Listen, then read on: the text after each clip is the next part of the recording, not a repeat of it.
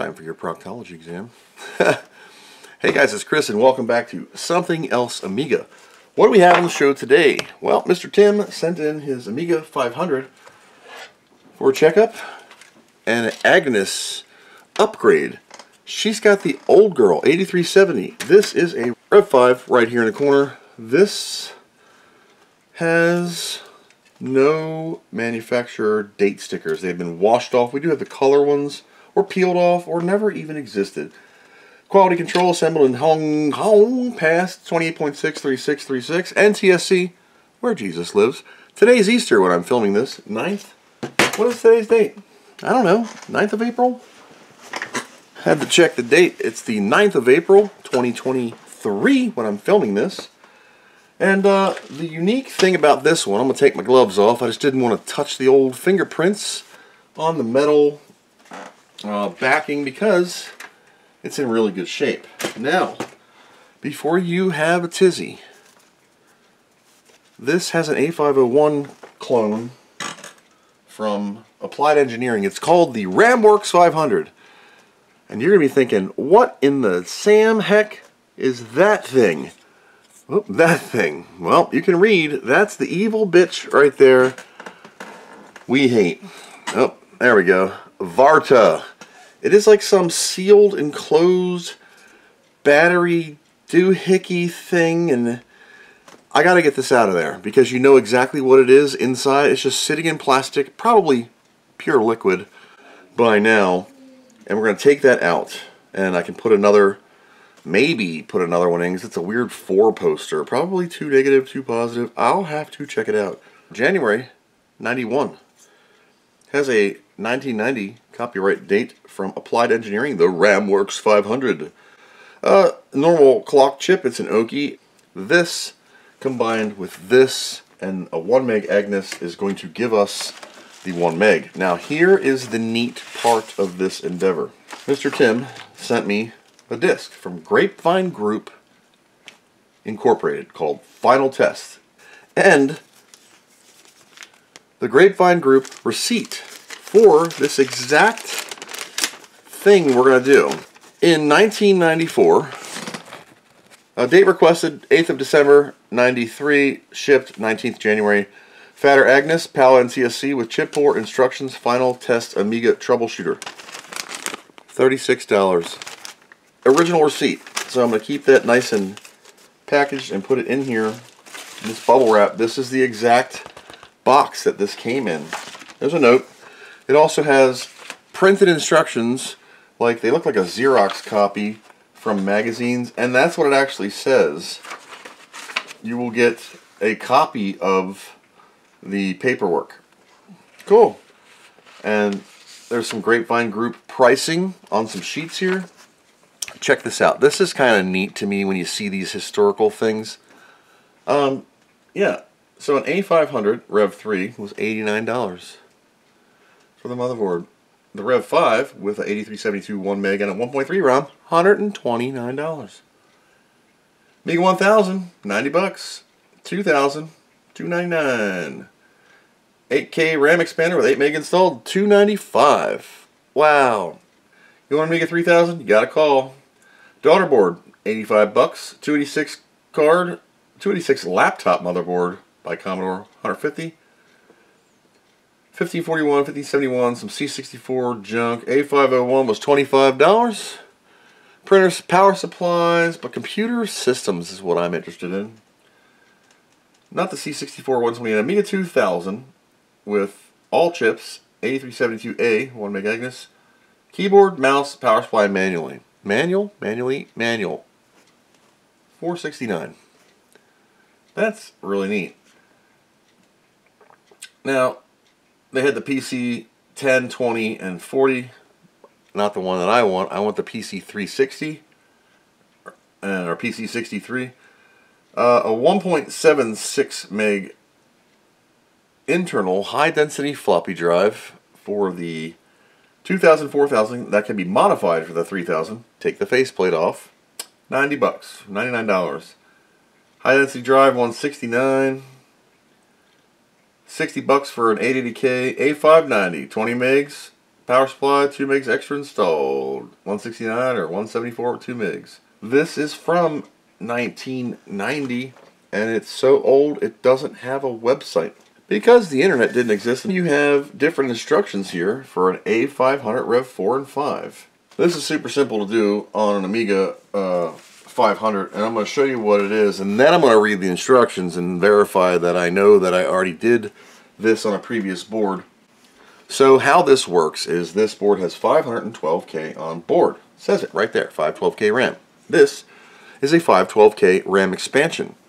You have 512K chip. This gives you 512K, what they call fast, but it's slow, and it gives you the 1 megabyte. Now what we do is there's a jumper on here called JP2.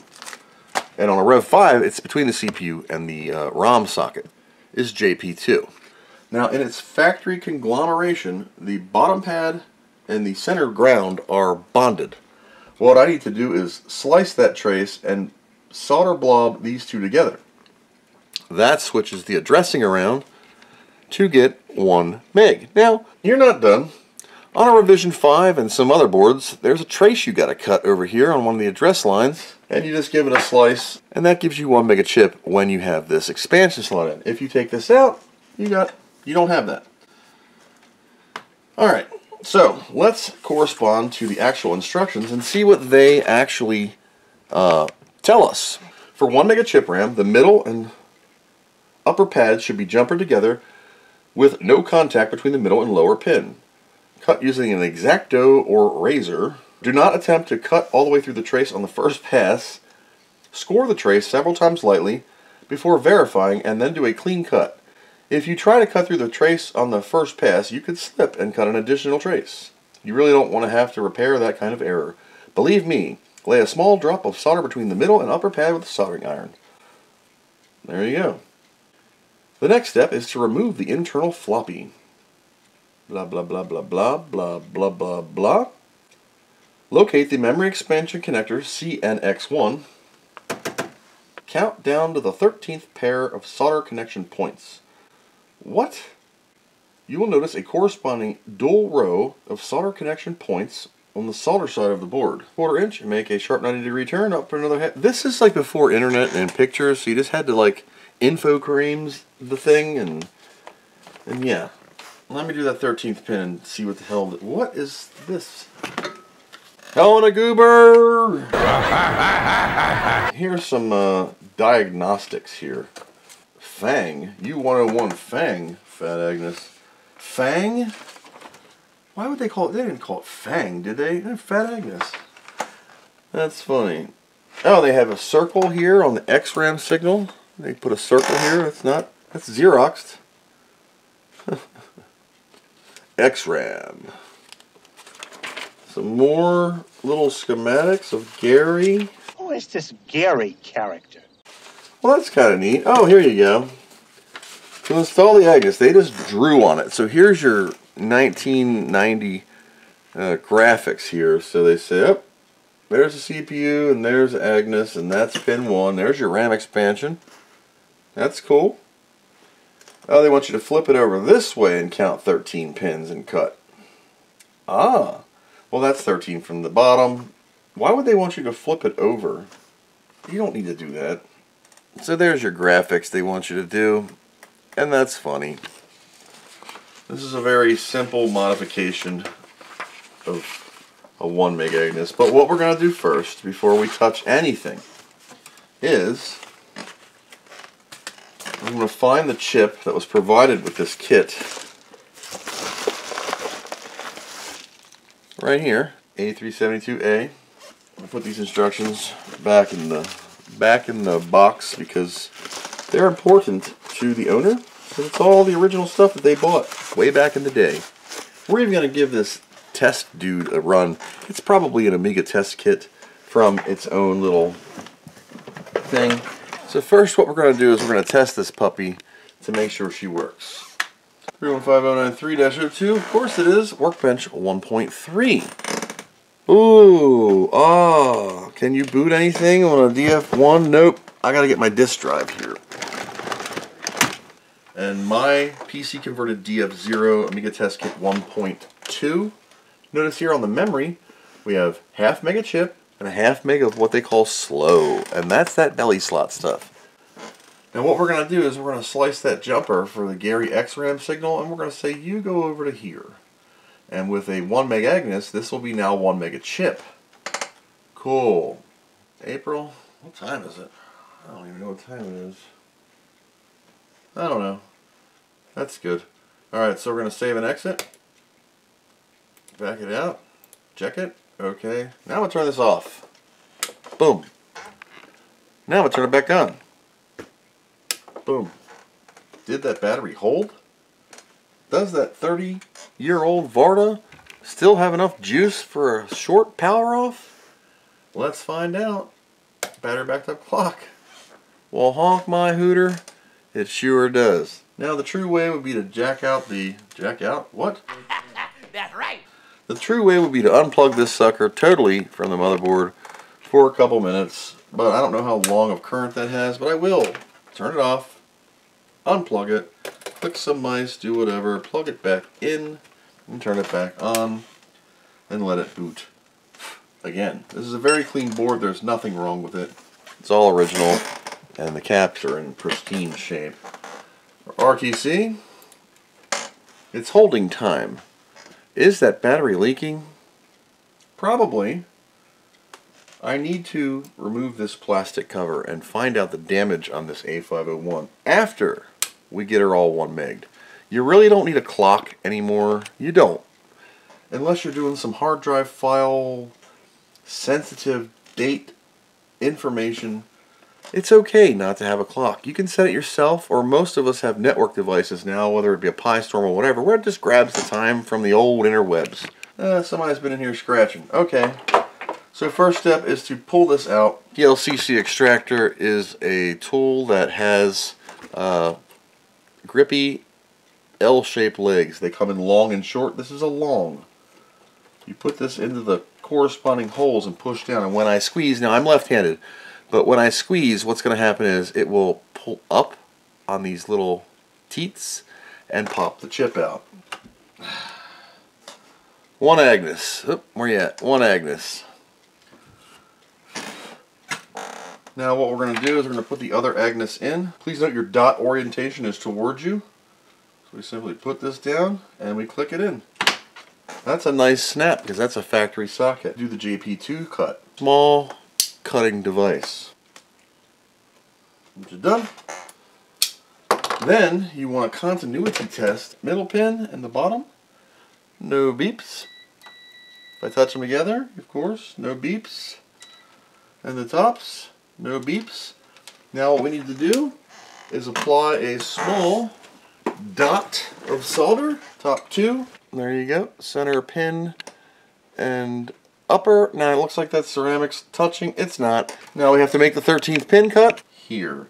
This is the XRAM signal. So I'm going to cut it close to the dot. That way, in case the owner ever wants to get back, it's easier to drag solder than it is to do all sorts of damage to the board. Ta-da! Now, cool.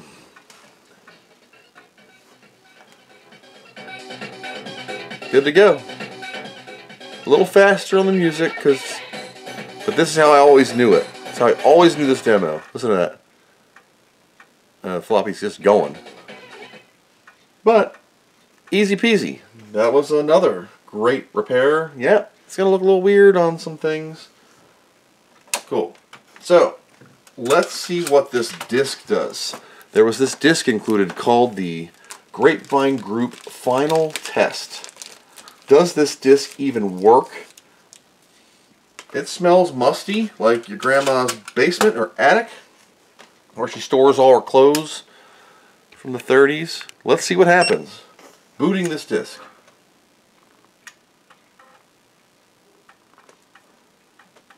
.3, black screen, keyboard matrix test. Well, that sucks. I don't have a keyboard. So, I don't know. It's just a regular old test.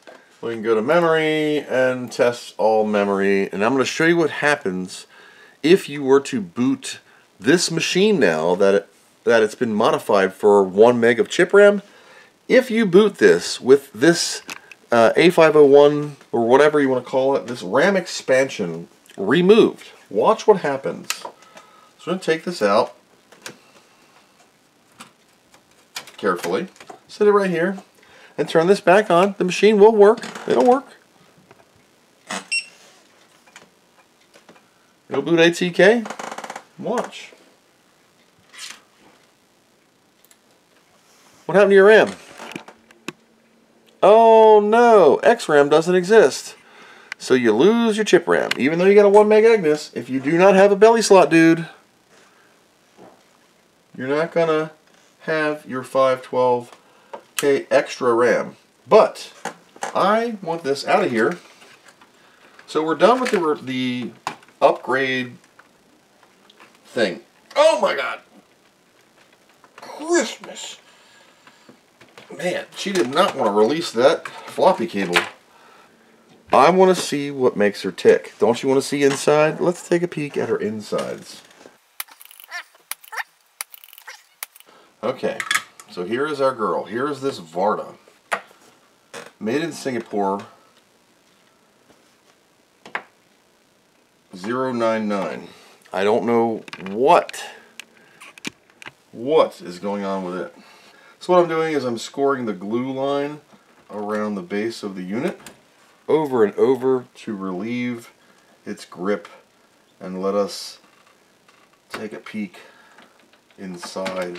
What does a 30-year-old sealed VARTA look like? Well, I don't know. This will take me a few minutes, so give me a second to pop the cap. This battery is definitely gone. Like, definitely gone. Inside of this is a sealed VARTA. You can see the wetness right there on the top. It has a battery here, a battery here, and a battery here. They look to be the same little pancake bastards that are in the regular Amiga 2000, 3000 VARTAs. See those little round, and they're just bridged together for a parallel run or a series run to give them the 3.6 volts. That is 1.2 volts per cell. Imagine if you stacked 3 of these together and put them in series. Positive, negative, positive, negative, positive, negative, and you have opposite corners for your actual connector, and the other 2 were ground. So, this still works, but it's leaking because I sliced into the glue, which is basically nothing but material in here now. Or, yeah, of course it's material. Liquid, because the cell's been leaking for the past 30 years. It just had glue around it. You can see the acid marks that were right near the end when I cut through the glue. She just started leaking like mad. Let's keep going. Let's crack this Titanic. This is pure liquid battery electrolytics. There are 3 cells in there. They just leaked all over the place, and they're sitting in their own juice right now. So we're going to get rid of that battery properly and dispose of it accordingly. As far as this goes, I have one little, you can see it did start to seep through, so we're glad we got that out. It was a negative. The negatives always leak on these VARTAs, and they barf out.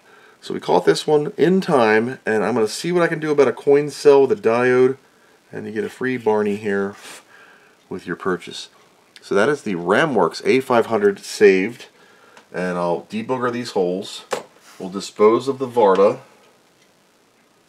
3.6 volt, way back when, and I'll neutralize the acids off of my hand. So, on another note, we have the Amiga 500 Rev 5. All checks out, works fine. Now upgraded to 1 megabyte of chip RAM. And if you remove this fast or slow RAM access, you are back to 512K. So it doesn't hurt you to have, removing it in and out, but now this can help that revision 5 have 1 mega chip, and then you can add on sidecars or like a 68,000 add-on, even a Pi Storm, and get some more fast RAM and hard drives. And there's tons of things available for the Amiga 500 series machines nowadays. And that's it. So Mr. T should have his devices back by the time this video comes out. It's currently Easter. I'm going to run to the grocery store so we can make burrito bowls for dinner. Go Jesus. Until next time, thank you for watching, and I hope you learned something.